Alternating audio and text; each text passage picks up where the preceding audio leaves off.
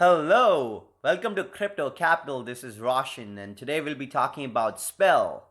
So, just to give you guys a small background before we start talking about this coin, is this is a coin which came out this year from a developer named Daniel, and they have been working on a protocol similar to this for a while, and something which can create more value and be more better than Maker, which already exists. So let's go dig deep into it and see what it is. So, abracadabra.money is the actual website. So it's kind of crazy because they call this like a magic money, right? So the whole point of this coin is to create a stable coin called MIM, which is magic internet money, which is backed up by different stable coins, right? So let's dig deep into this. Abracadabra.money is a spell book that allows users to produce magic internet money, which I talked about is the stable currency.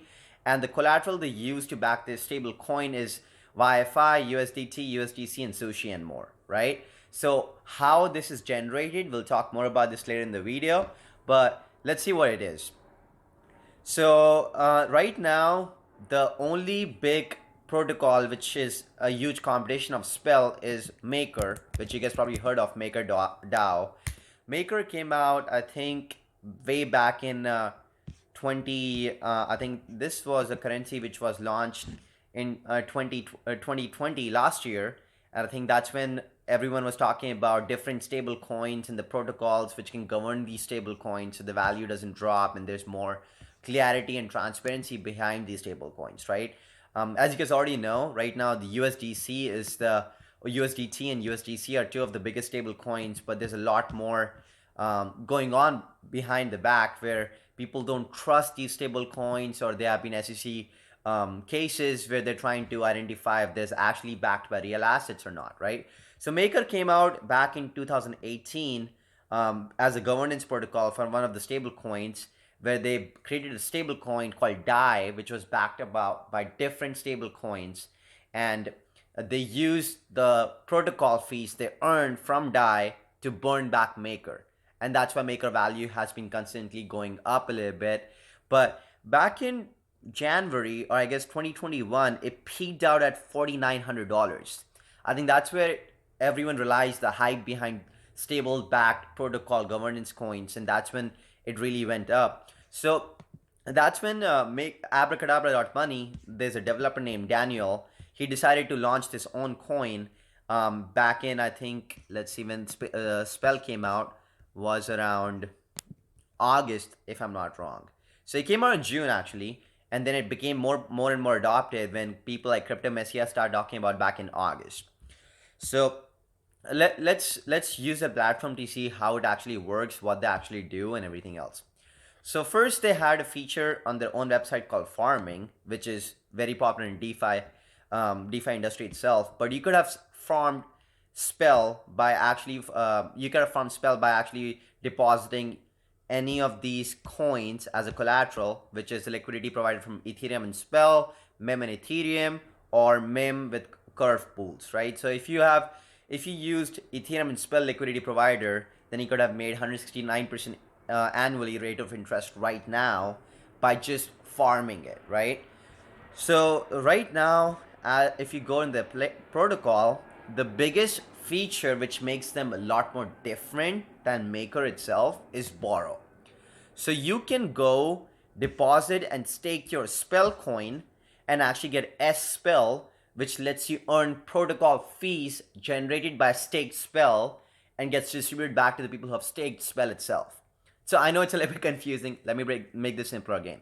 So you can buy Spell, and to buy Spell, for people who are not aware of how to use MetaMask and all that, and how to actually buy from a decentralized exchange, you have to go to SushiSwap, click on Spell WTH, connect your MetaMask wallet, which is a normal wallet you have, deposit some Ethereum in that wallet, then connect that wallet to SushiSwap, and then you can swap your Ethereum to Spell, right? That's how you can buy Spell. But what they did is, like, once you have your Spell, you can go and stake your Spell. That's why it's called stake, right? So you click on stake, and then it'll show you how much Spell you have, and then you can stake your Spell, and then it'll give you S Spell, which is a stake Spell.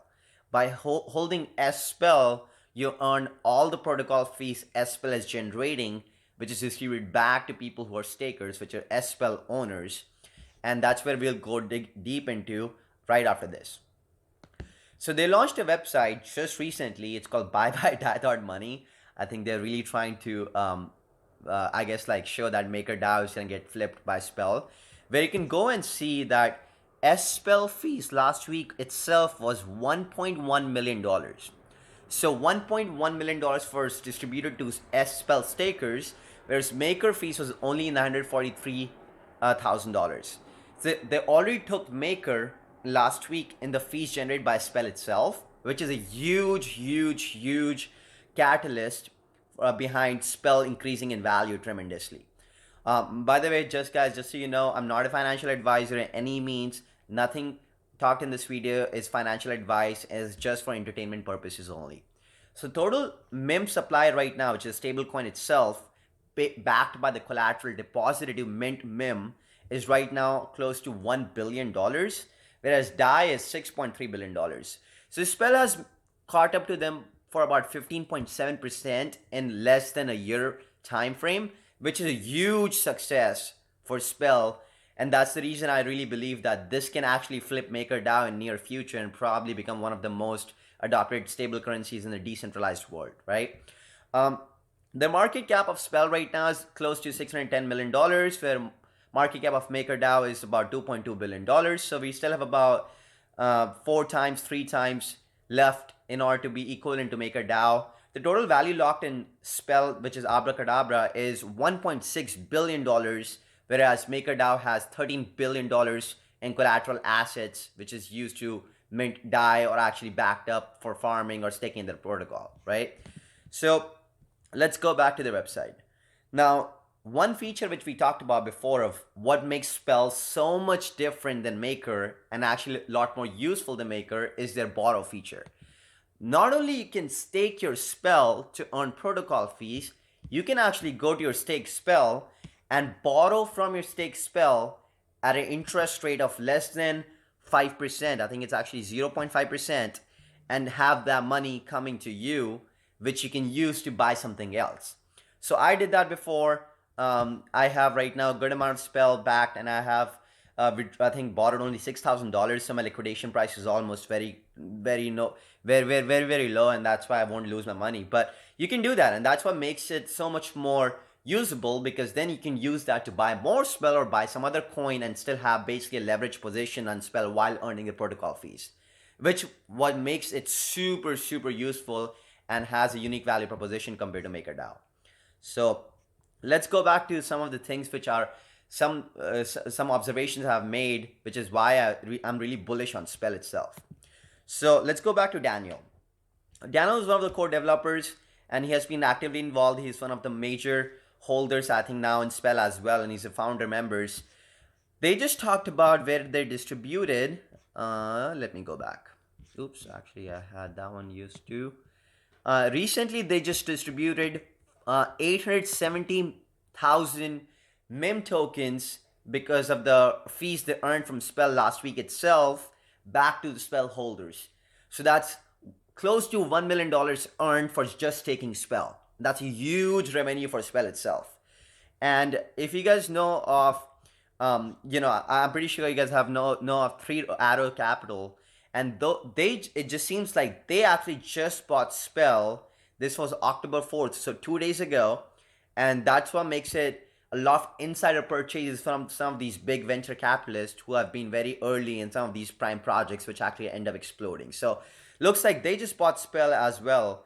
And this is the transaction which Daniel retweeted as well, which makes it seem like it was not fake. It wasn't wrong. Hopefully they actually did buy this. Okay, let's go into one more thing which I realized. So Daniel just tweeted 2 days ago that he actually ended up buying 5.2 billion Spell from the remaining token allocation left for Kashi Bento Box, which, if you guys don't know about, is a sushi platform-based licensing where it was vested for 2, 3, and 4 years unlock periods, which takes away a lot of selling pressure in the near future for Spell itself. Assuming Daniel doesn't dump this token and he's talking about this vesting period is actually legit, this could be huge catalyst for Spell to make a good run in near future, because the majority of the supply is already locked, which cannot be dumped in the market itself. So those are some of the main things I've realized.